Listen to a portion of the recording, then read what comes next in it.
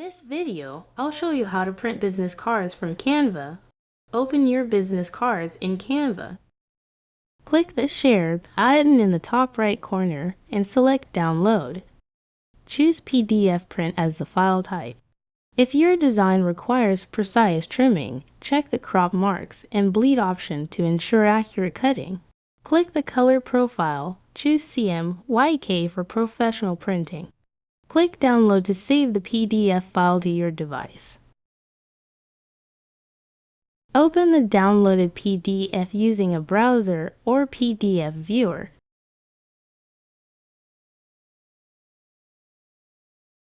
Click the print icon. Then adjust settings such as paper size, orientation, or scaling to match your printing needs.